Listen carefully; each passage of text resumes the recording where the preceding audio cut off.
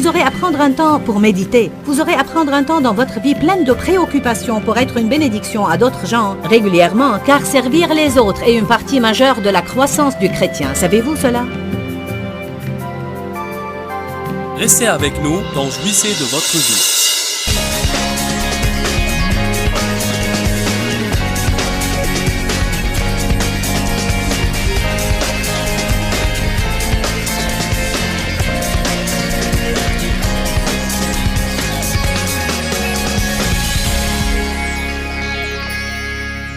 Être reconnaissant est vraiment un combat spirituel.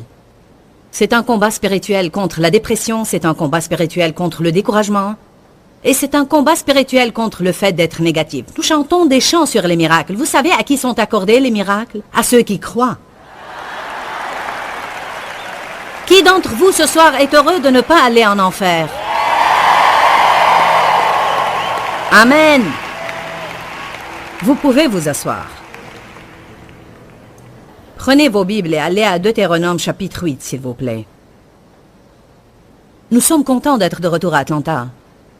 Vous nous faites toujours un accueil chaleureux. Nous venons ici toutes les années depuis, je ne sais pas, 10 ou 11 ans, à ce que je crois. Et je suis contente de voir qu'il y a toujours des personnes qui viennent à nos conférences.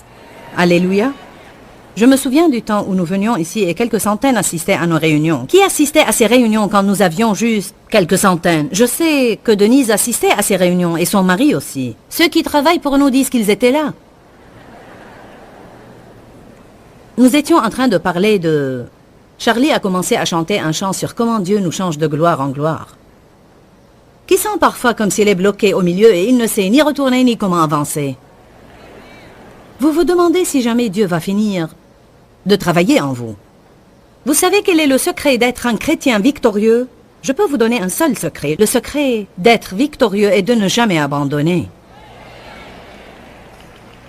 Si vous êtes bien décidé à ne pas abandonner, la Bible appelle cela diligence, elle l'appelle endurance, elle l'appelle ténacité.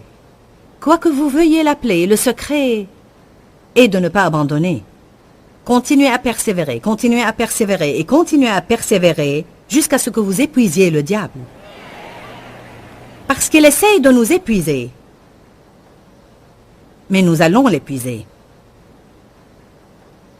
Je suis une personne reconnaissante parce que Dieu m'a fait faire un long chemin.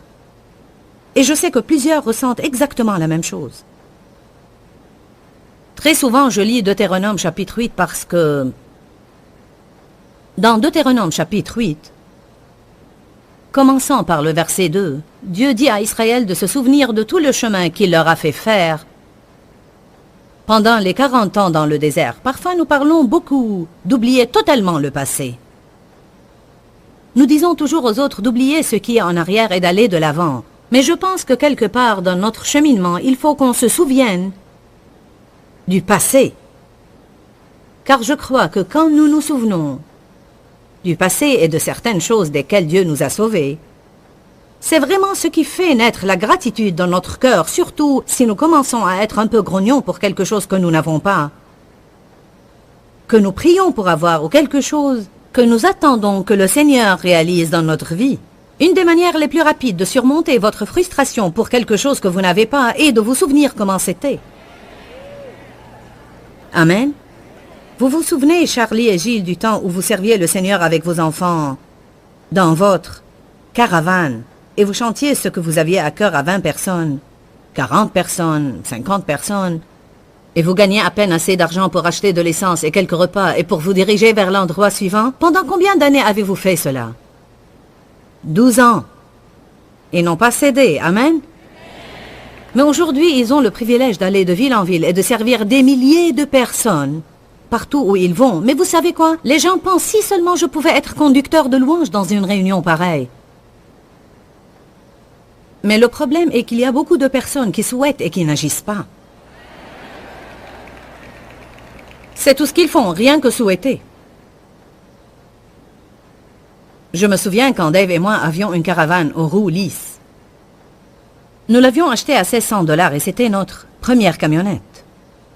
Nous avions notre petit ministère et quelques cassettes et croyez-moi, nous pouvions transporter tout dans cette caravane. Je veux dire, Tout ce que je ne faisais pas, Dave le faisait. Il déchargeait la voiture, exposait les cassettes, en vendait quelques-uns, les rangeait et chargerait la caravane de nouveau. Il était le chauffeur, il était le chargeur et le déchargeur. Je veux dire, il était tout en même temps. Amen.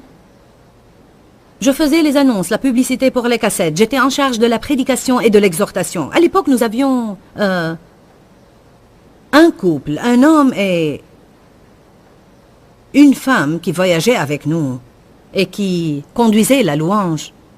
Et il était assez bon pour pouvoir jouer du piano, chanter et jouer de la batterie électronique avec son pied. En même temps. Elle avait cette voix forte de chanteuse d'opéra et leurs voix n'allaient pas du tout ensemble, mais ils étaient là.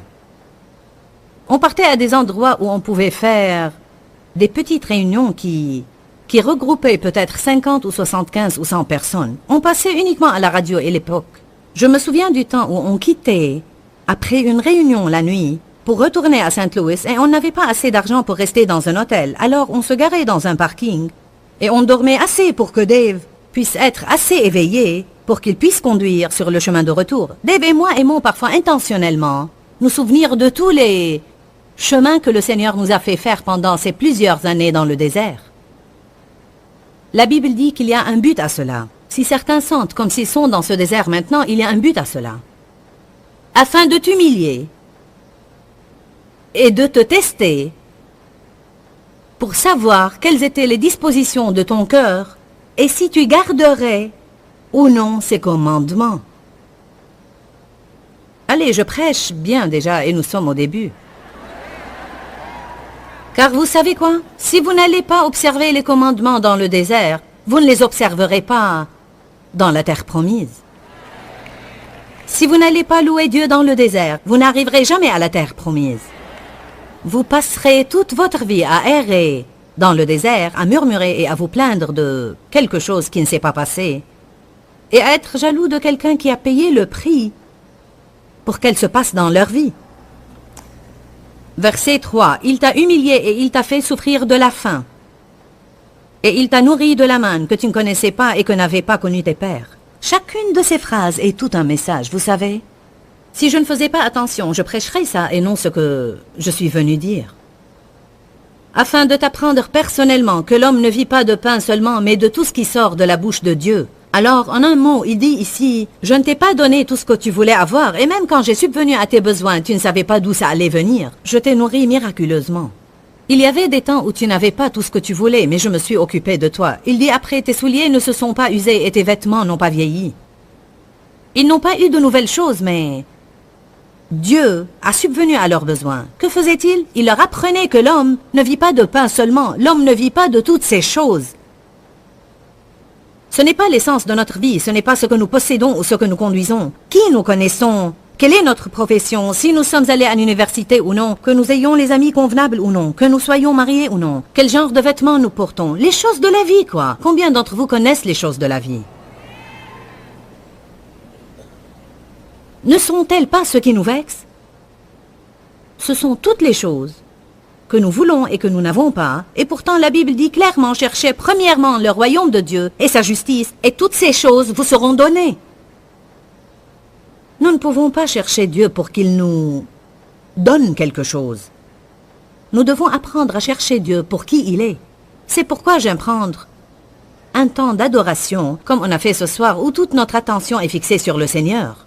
Nous le remercions et le louons pour ce qu'il a fait et ce qu'il va faire. Notre adoration est censée fixer notre attention sur Dieu, parce qu'il ne faut plus nous concentrer sur ce que nous voulons, mais rechercher Dieu et non pas ce qu'il peut faire pour nous. Alléluia. Dieu a dit, je devais vous apprendre que l'homme ne vit pas de pain seulement, mais de tout ce qui sort de la bouche de Dieu. Je me rappelle exactement où j'étais dans ma vie quand Dieu m'a révélé cette écriture, et je ne savais pas qu'elle était inscrite dans la Bible. J'étais sur un carrefour, au centre de Fenton, juste avant de tourner à gauche. Je me souviens de cela, et j'étais très agacée, car j'avais ce grand rêve et cette vision, et peu de choses se réalisaient. Qui sait que quand on a un grand rêve et une grande vision, on n'est pas intéressé à ce qui est petit? Combien d'entre vous ne sont pas enthousiasmés pour les petites choses? Allez maintenant. C'est bien quand vous n'avez pas autre chose d'avoir un petit nuage comme la paume de la main d'un homme, mais parfois je ne m'enthousiasme pas pour cela, gloire à Dieu. Tout était peu. Peu d'argent reçu pour soutenir le ministère. Peu de réunions. Peu, et j'en avais eu assez de cela. Un jour, j'étais tellement agacée que j'ai dit, « Seigneur, je sais que tu pouvais faire ce que je te demande de faire sans que tu ne fasses aucun effort. Je ne comprends pas pourquoi rien ne se passe. Avez-vous jamais ressenti cela? Seigneur, je sais que tu pouvais faire ce que je te demande de faire et cela ne serait pas un problème. J'ai dit, tu n'aurais même pas à descendre de ton trône. Tu pourrais tout simplement regarder vers moi. Tout ce que tu dois faire est de regarder tout simplement vers moi. Ne peux-tu pas jeter un coup d'œil vers ici? Allez, je parle à quelqu'un ce soir. Rappelez-vous que je ne savais pas que Deutéronome, chapitre 8, 3 était là. Je veux dire, je ne savais pas ce que ça disait. Et le Seigneur m'a parlé dans mon esprit quand j'étais au feu rouge, juste avant de tourner à gauche, me plaignant du fait qu'il n'intervenait pas. Il a dit, « Je t'apprends que l'homme ne vit pas de pain seulement. »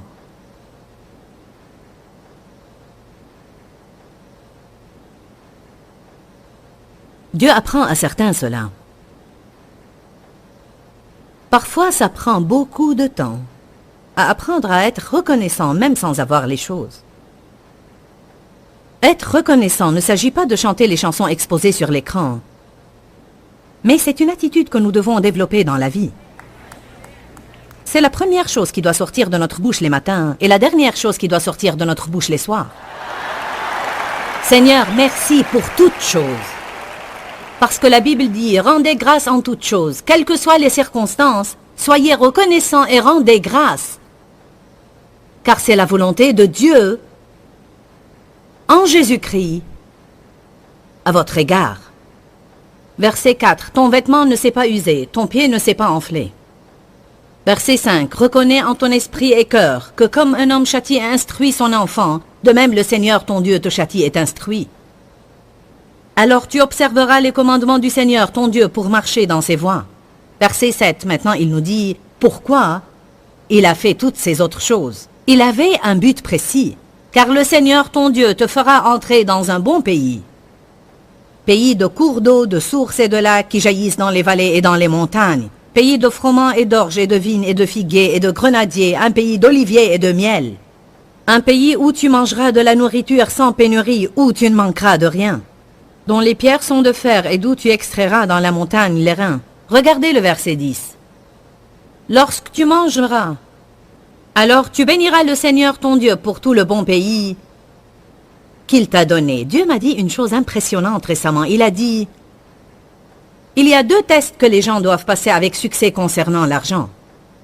Leur attitude quand ils n'ont aucun sou et leur attitude quand ils en ont beaucoup. Car si on n'apprend pas à avoir une bonne attitude quand on n'a aucun sou, on n'aura pas une bonne attitude quand on en a beaucoup. Parce que si nous n'apprenons pas à être reconnaissants, à vraiment compter sur Dieu et à savoir qu'il est le numéro 1, quand nous avons de l'argent et des choses, alors nous n'allons pas les utiliser dans le but pour lequel Dieu nous les a donnés. 2 personnes comprennent cela, 4, 8 ou 9. Vous savez que parfois nous cherchons Dieu quand nous sommes désespérés, mais une fois nous avons ce que nous voulons, nous l'oublions. Je sais que la plupart d'entre vous ont vu le dessin de Jésus avec l'agneau autour de son cou. Avez-vous vu ce dessin, Jésus? Avez-vous jamais pensé à quoi cela ça rime? Je vous dis que cet agneau était celui qui errait toujours. Alors le berger lui cassait les pattes et le portait. Puis le temps qu'il guérisse, il est tellement habitué à être si proche du berger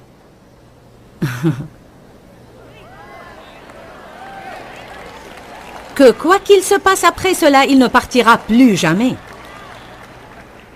Alléluia.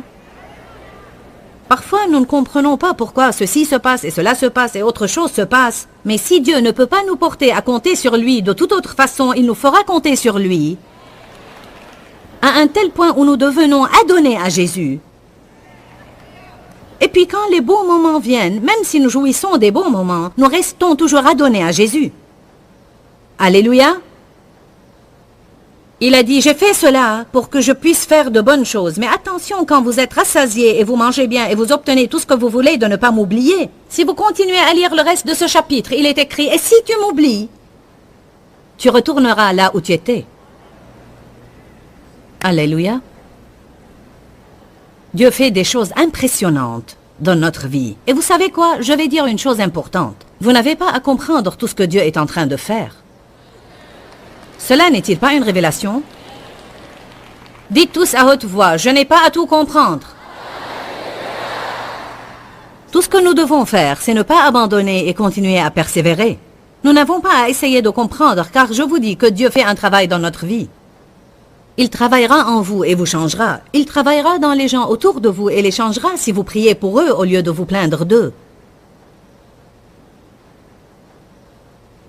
Il travaillera dans vos finances si vous payez la dîme et faites ce que Dieu vous a demandé de faire. Si vous ne faites pas ce que Dieu vous dit de faire financièrement, alors ne vous attendez pas à ce qu'il travaille dans vos finances.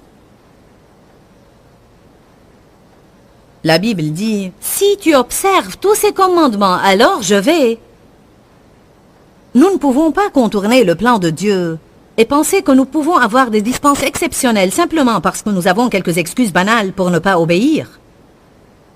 Pas tout le monde sourit. C'est étonnant, quand vous parlez de l'argent, on ne voit pas beaucoup de sourires. Oh, cette affaire d'argent, je vous dis, cela nous agace, n'est-ce pas? Si nous n'obéissons pas à Dieu au sujet de l'argent, nous ne lui obéirons pas au sujet d'autre chose non plus. Dieu n'a pas besoin de notre argent, c'est une épreuve. C'est tout, juste une épreuve, pour voir ce qui est important pour nous. Gloire à Dieu.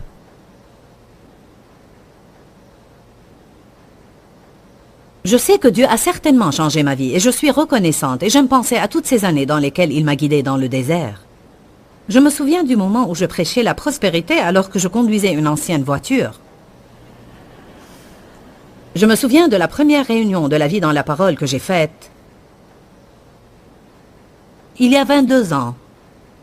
La première réunion que j'ai faite il y a 22 ans, je n'avais même pas une tenue décente à porter et l'épouse de mon pasteur m'a donné un tailleur blanc qui était trop grand pour elle.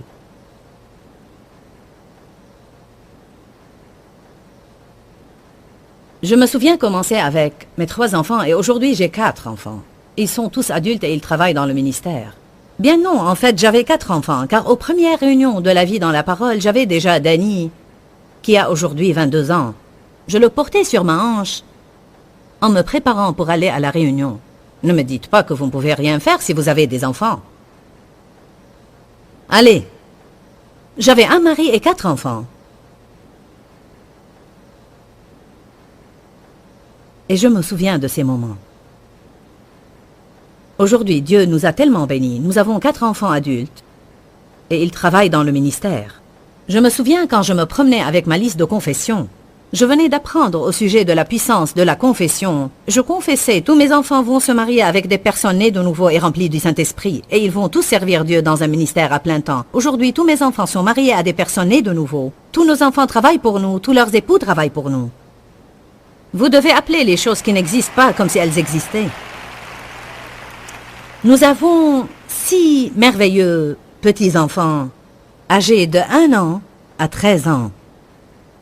Puis, combien d'entre vous connaissent ma fille Sandy qui fait des annonces? Bien, Sandy attend le 7e bébé. Et elle attend aussi le 8e bébé. Elle va avoir des jumeaux. Alléluia. Elle était en fait enceinte plus tôt dans cette année et a fait une fausse couche après 6 semaines. Et elle avait une si bonne attitude que Dieu a dit bonne attitude, alors une double bénédiction. Amen. Alors je veux que vous soyez encouragés ce soir, car Dieu a un grand plan pour votre vie. Je me rappelle quand Dave et moi avions de problèmes dans notre mariage, et aujourd'hui nous sommes mariés et nous sommes tellement bénis. Et quand je n'avais aucun sou, et aujourd'hui Dieu nous a rendus prospères. Je me souviens d'avoir vécu dans un petit appartement, et aujourd'hui nous avons une belle maison, d'avoir conduit une ancienne voiture, et aujourd'hui nous avons de nouvelles voitures. Si vous ne baissez pas les bras et vous n'abandonnez pas, vous arriverez au but. Amen. Mais vous devez être bien décidé à patienter et à persévérer. J'étais en train de penser à quelque chose dernièrement, et il se peut que je le partage avec vous dans un enseignement. Je pensais à ça beaucoup dernièrement. Nous parlons tous parfois du prix que nous devons payer pour être des chrétiens victorieux. Et je crois que je sais bien ce qu'est le premier prix. Vous savez ce que je pense que nous devons être prêts à investir plus que toute autre chose? Le temps. Le temps. Si vous voulez être des chrétiens forts, vous aurez à sacrifier du temps. Vous aurez à prendre un temps pour faire des choses comme vous le faites ce soir. Vous aurez à prendre un temps pour aller à une église où vous pouvez vraiment entendre la parole de Dieu et grandir. Vous aurez à prendre un temps pour prier et un temps pour lire la Bible et un temps pour étudier. Vous aurez à prendre un temps pour méditer. Vous aurez à prendre un temps dans votre vie pleine de préoccupations pour être une bénédiction à d'autres gens régulièrement, car servir les autres est une partie majeure de la croissance du chrétien. Savez-vous cela? Dites tous le temps. Le diable nous rend les choses de plus en plus dures aujourd'hui, car le temps semble être la seule chose que personne n'a jamais suffisamment. Il est plus facile pour vous aujourd'hui de donner votre argent que de donner du temps. Êtes-vous d'accord avec cela? Alors, si vous êtes prêt à consacrer le temps, et vous ne baissez pas les bras, je peux vous promettre que vous y arriverez. Écoutez-moi ce soir. Dieu ne fait point exception de personne. Ce qu'il fait pour l'un, il le fait pour l'autre. Il ne le fera pas exactement de la même manière qu'il l'a fait pour eux, mais Dieu répondra à vos besoins. Je remercie Dieu pour la puissance d'un nouveau début. Parfois, je ne crois pas que nous nous rendons compte combien cette bénédiction est impressionnante, que tous les jours, quand nous nous réveillons, c'est un tout nouveau commencement et nous pouvons oublier ce qui est en arrière et nous porter vers les bonnes choses en avant. Pour que cela se passe, il y a une certaine mentalité que nous devons avoir en fait, et c'est que nous devons être bien décidés à ne jamais abandonner. Voici ce que j'ai à cœur à partager avec vous à la fin de ce programme. 2 Timothée 1,7 nous dit « Dieu ne nous a pas donné un esprit de timidité, mais de force, d'amour et de sagesse. » Je me suis réveillée ce matin en réfléchissant à cette écriture-là. Nous avons tous des craintes qui essayent de s'opposer à nous à des moments différents et méditer sur la parole de Dieu chassera ces craintes. Dieu ne nous a pas donné un esprit de crainte, mais de force, et cette force nous permet d'avancer et de faire tout ce que nous avons besoin de faire, même si un sentiment de crainte pourrait être présent. Dieu ne nous a pas donné un esprit de crainte, mais un esprit d'amour, et l'amour signifie que nous pouvons toujours croire au mieux. Quand nous croyons au mieux concernant chaque situation, cela chassera la crainte. Dieu ne nous a pas donné un esprit de crainte, mais un esprit de maîtrise de soi. Encore une fois, si nous ne pensons pas à nos vies et nos situations raisonnablement et avec un esprit de maîtrise de soi, la crainte va pénétrer. Je veux que vous vous rappeliez, bien-aimés, que vous ne devez pas vivre dans la crainte. Dieu a un bon plan pour votre vie. Restez dans la parole. Que Dieu vous bénisse. À très bientôt. Dis-leur que je les aime. Dans ce livret, Joyce Meyer donne une révélation de l'amour de Dieu pour nous. Pour obtenir ce livret gratuitement, écrivez-nous à Joyce Meyer, boîte postale 40095-6300, Larnaca, Chypre. Ou bien visitez notre site web www.joycemeyer.org/fr.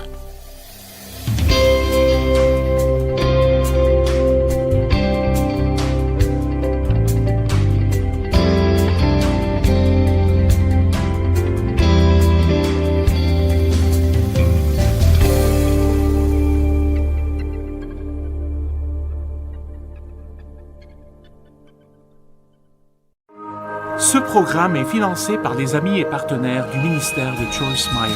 Vous voulez que Dieu vous utilise? Eh bien, écoutez ceci.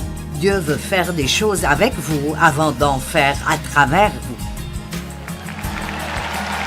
Amen.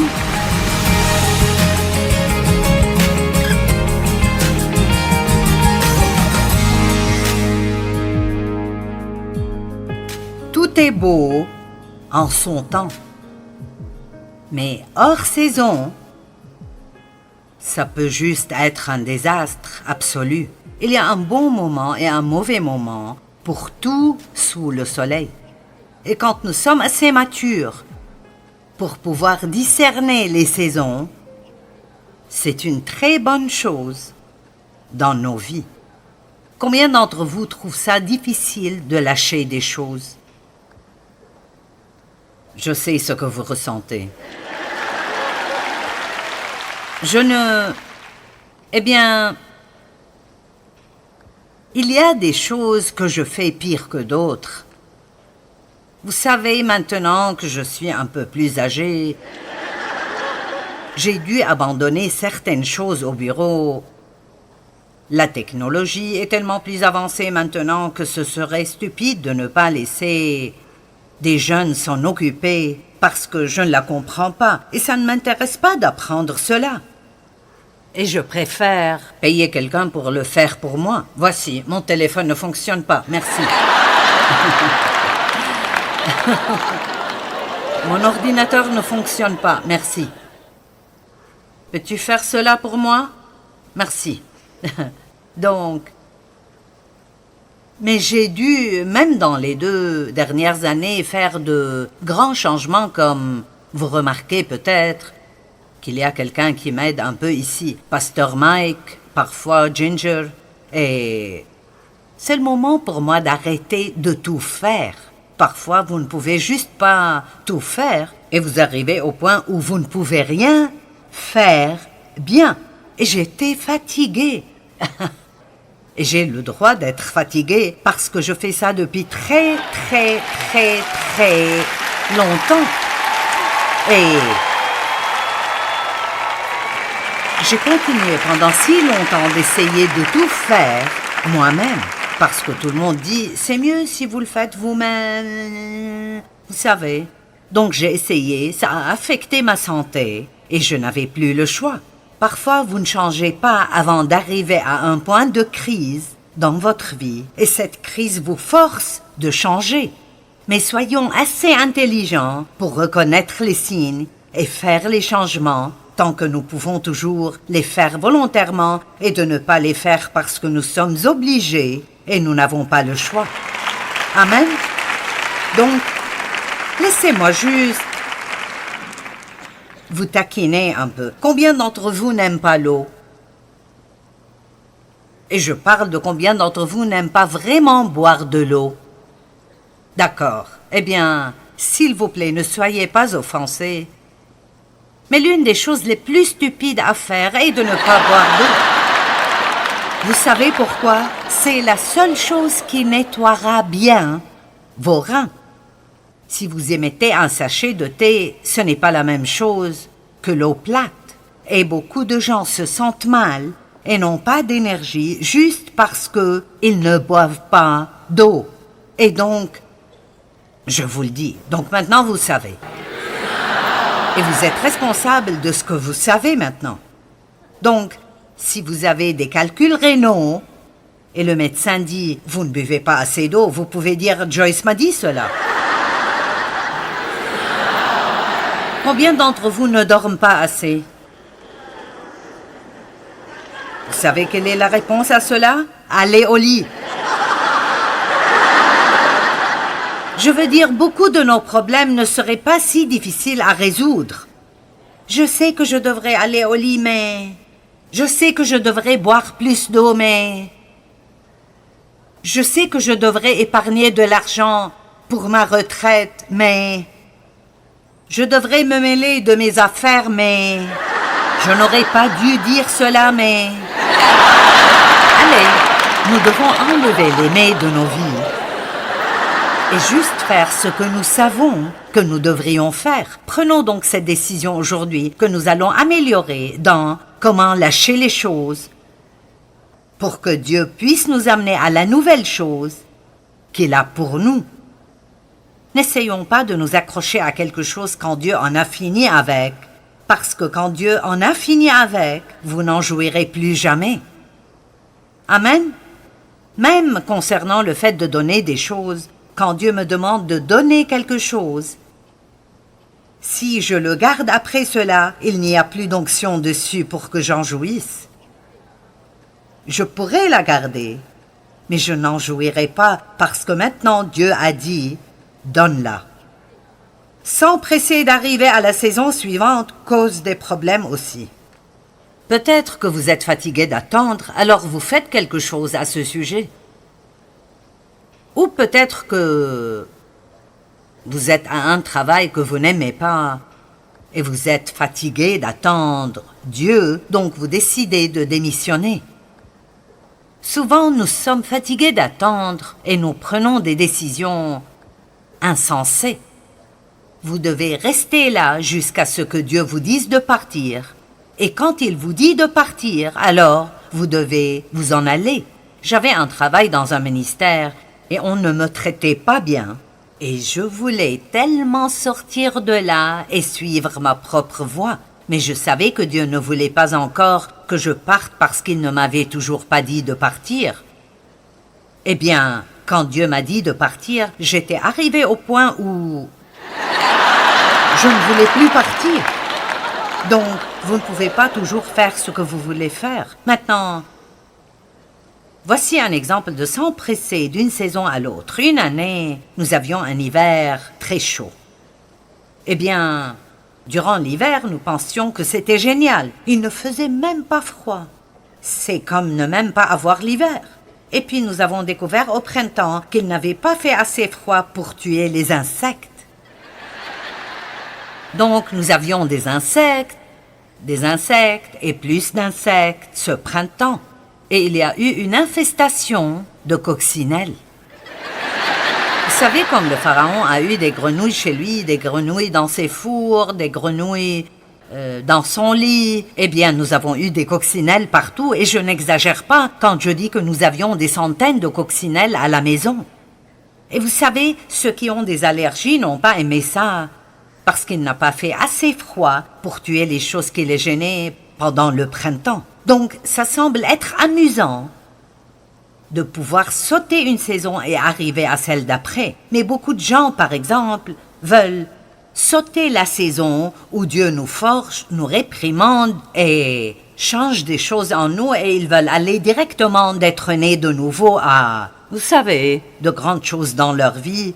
Mais vous pouvez avoir assez de charisme pour arriver quelque part, mais pas assez de caractère pour vous y garder. Allez, voulez-vous que je le répète?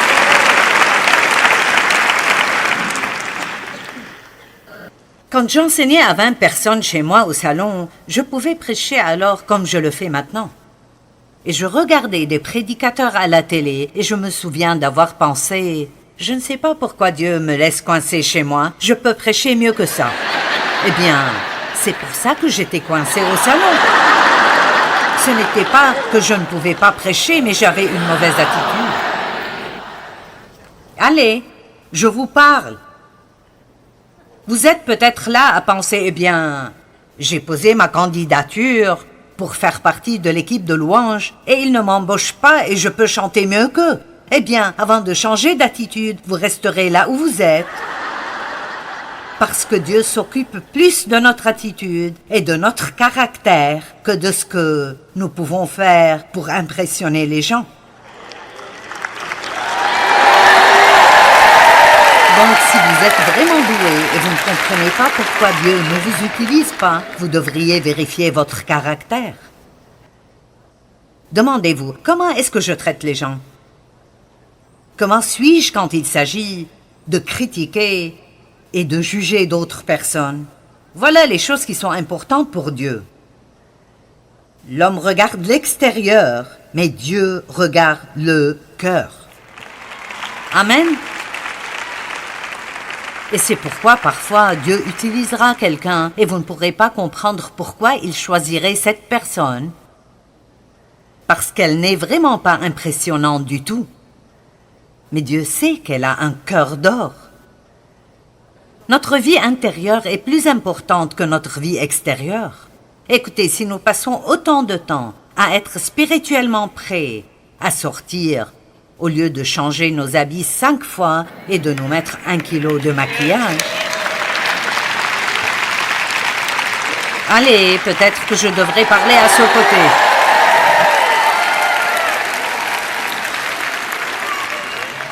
Il me faut près de 45 minutes le matin pour aller de ce à quoi je ressemble quand je me réveille à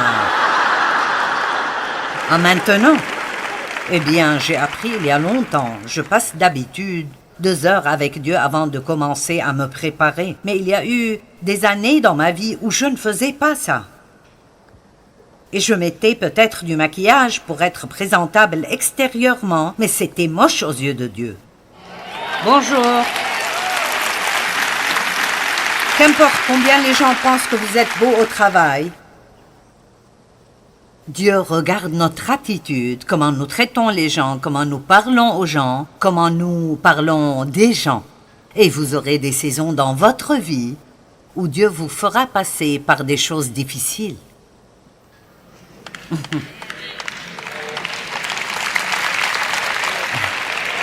Des saisons de réprimande, des saisons où rien n'arrive comme vous le voulez, juste pour voir comment vous agissez. Allez.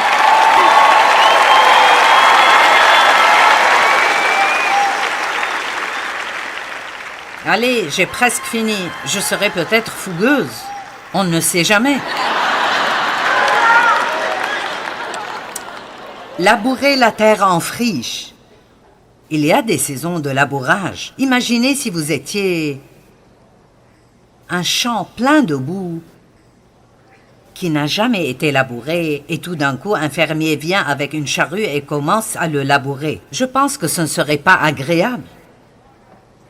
Et la terre en friche dans votre vie, la terre dure et pleine de pierres dans votre vie, doit aussi être labourée.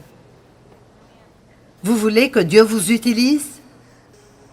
Eh bien, écoutez ceci. Dieu veut faire des choses avec vous avant d'en faire à travers vous.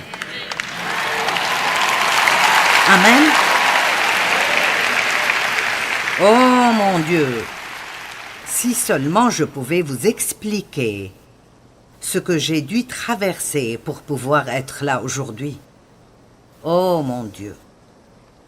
J'avais une si mauvaise attitude à cause de la façon dont j'ai été traitée. Je m'apitoyais sur moi-même. J'étais rebelle spécialement envers n'importe quelle sorte d'autorité masculine.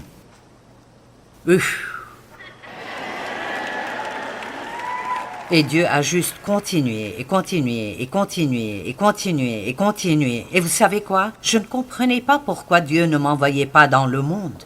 Et je regarde en arrière et je suis si heureuse. Si heureuse que Dieu m'ait fait attendre. Je suis si heureuse qu'il ne m'ait pas laissé être dans une position où je me serais couvert de ridicule et où j'aurais fait honte à son nom. Ne soyez pas si pressés d'arriver là où vous allez. Prenez le temps de laisser Dieu faire ce qu'il veut faire en vous. Et quand le temps viendra, il pourra faire quelque chose à travers vous. Mais votre maturité spirituelle est beaucoup plus importante que d'être sur une plateforme quelque part à partager votre don. Amen. La saison du labourage. Quand vous mettez la main à la charrue, la Bible dit dans Luc 9, 62, « Quiconque met la main à la charrue et regarde en arrière n'est pas propre au royaume de Dieu. » Quand vous travaillez dur, ne pensez pas à combien c'est dur, pensez à la récolte. Amen. Quand vous traversez des choses difficiles, ne dites pas « Oh, c'est trop difficile, je ne peux pas supporter cela. Je vais abandonner Dieu, je vais laisser tomber, ça n'arrête vraiment pas. Si je n'ai pas eu me percer aujourd'hui, Dieu, je ne peux pas continuer. Dieu, si Joyce ne me donne pas une parole, je ne pense pas pouvoir rester sauvée. » J'ai une parole pour tout le monde dans le bâtiment aujourd'hui. Grandissez.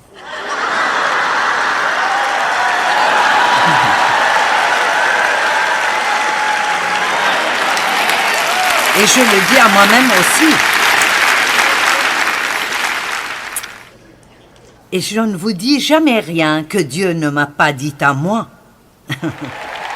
Amen. La Bible dit que nous devons labourer dans l'espérance. Et l'espérance est une attente que quelque chose de bien arrivera avec vous à n'importe quel moment. J'aime cela. Nous devrions vivre avec une telle attente. Et quand les choses sont difficiles dans nos vies, nous devons traverser cela avec l'espérance. Nous devons dire « Toutes choses concourront pour le bien ». Ceci arrive pour une raison. Je ne sens peut-être pas que j'en ai besoin, mais Dieu fera marcher cela pour mon bien. Ceci m'aidera à grandir et à maturer. C'est de l'expérience que je pourrai utiliser plus tard dans la vie. Amen. Il n'y a rien de meilleur que l'expérience. Vous savez, vous croyez ce que je dis parce que vous savez que j'ai traversé les choses dont je vous parle maintenant. Je n'ai pas juste acheté un livre de sermons et je n'invente pas ces messages. J'ai vécu ces choses. Et quand je vous dis que Dieu fera que toute chose concourt pour votre bien si vous lui faites confiance, je sais par expérience que Dieu fera que toute chose concourt pour votre bien. Quand je vous dis que si vous n'abandonnez pas et vous ne laissez pas tomber, le temps de la récolte arrivera, je peux vous promettre que votre temps de récolte arrivera. Vous pouvez labourer dans l'espérance. 1 Corinthiens 9, 10. Oui, c'est à cause de nous qu'il a été écrit que celui qui laboure doit labourer avec espérance, et celui qui foule le grain, fouler avec l'espérance d'y avoir part. J'aime ça. Quand la terre en friche est en train d'être labourée, ce n'est pas très amusant. C'est difficile. Apprendre comment obéir à Dieu est difficile, mais quand vous apprenez comment promptement et rapidement obéir à Dieu, la vie devient belle. Belle. La réponse à tout problème est de découvrir ce que Dieu dit et de le faire. Osée 10, 12. Semez selon la justice, moissonnez selon la miséricorde, défrichez-vous un champ nouveau, il est temps de chercher l'Éternel, jusqu'à ce qu'il vienne et répande pour vous la justice. Ça veut dire, préparez-vous pour des bénédictions. Peut-être que maintenant, votre terre en friche et que vous êtes en colère contre quelqu'un et vous ne laisserez pas tomber. Combien de personnes ici aujourd'hui ont besoin de pardonner à quelqu'un?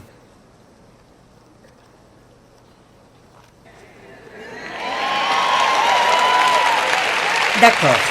Laissez-moi vous dire quelque chose. Le plus grand problème que nous avons en tant que croyants est le manque de pardon, de rester offensé, d'être en colère contre les gens.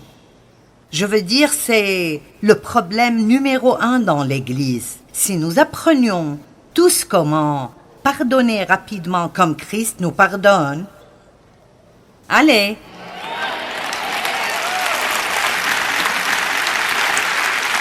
Qu'est-ce qui arriverait dans le monde si les chrétiens commençaient à s'aimer l'un l'autre?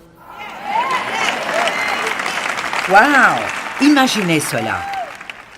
Alors notre autocollant voudrait peut-être dire quelque chose. Mais tant que tout ce que nous avons est des choses qui pendent de partout, qui disent « je suis chrétien », tout ce que nous faisons est nous faire regarder. Donc, si vous mettez un autocollant sur votre voiture, respectez la vitesse limite et n'insultez pas les gens.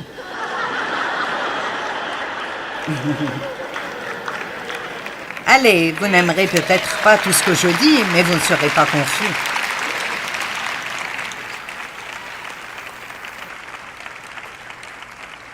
Allez, c'est le moment de pardonner. Il est temps de lâcher prise. Il est temps de dépasser et de continuer votre vie. Eh bien, tu ne sais pas ce qu'ils m'ont fait. Non, je ne sais pas ce qu'ils vous ont fait, mais je sais ce qu'on m'a fait. Et je sais ce qu'on a fait à beaucoup d'autres personnes. Et je sais ce que nous avons fait à Jésus.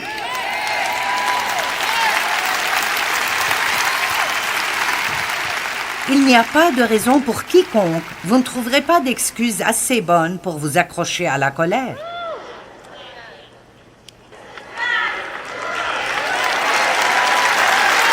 Allez, vous ne pouvez pas trouver d'excuses.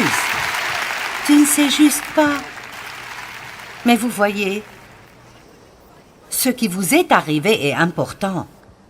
Mais écoutez bien, quand vous pardonnez, vous ne faites pas une faveur à votre ennemi, vous vous aidez vous-même. J'ai écrit un livre sur le pardon et je l'ai appelé « Faites-vous une faveur et pardonnez ».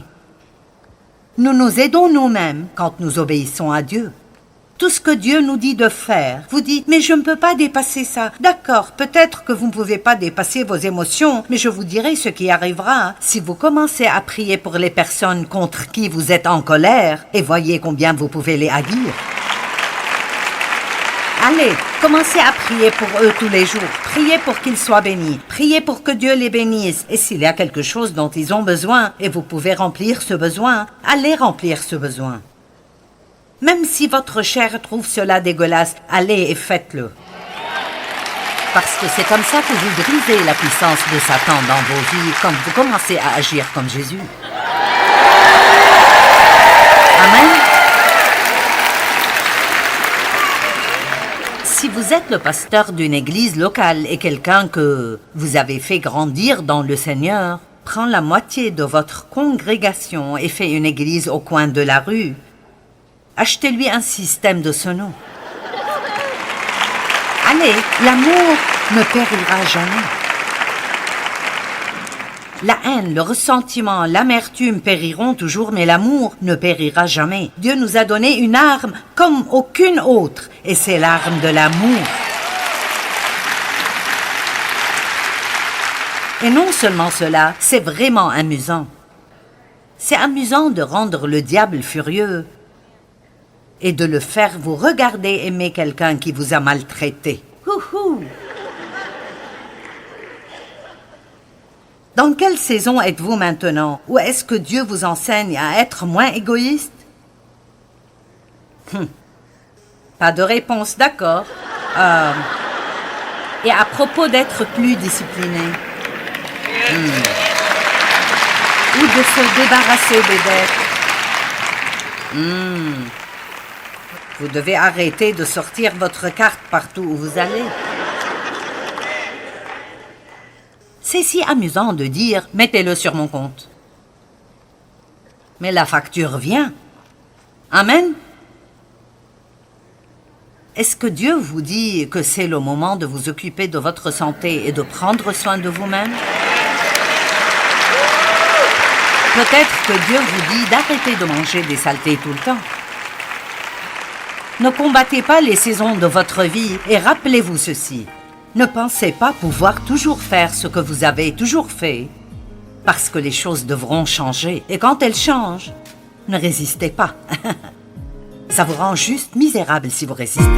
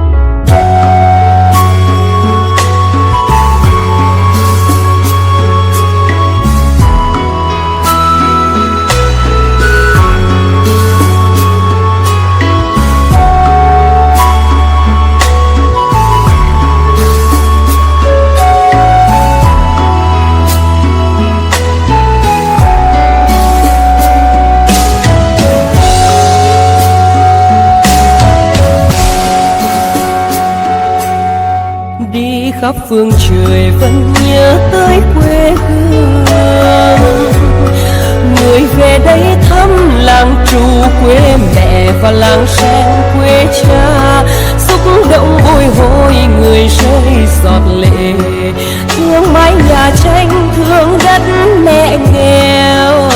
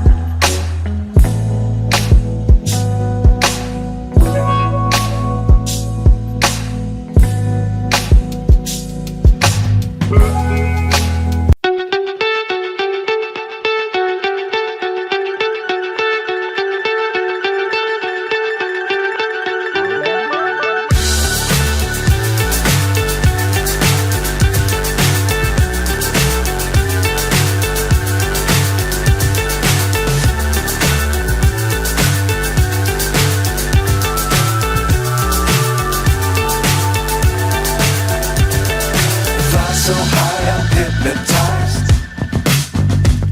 What's up is down, what's left is right. Chasing stars and holding you. I can't see the end, but we'll see it through.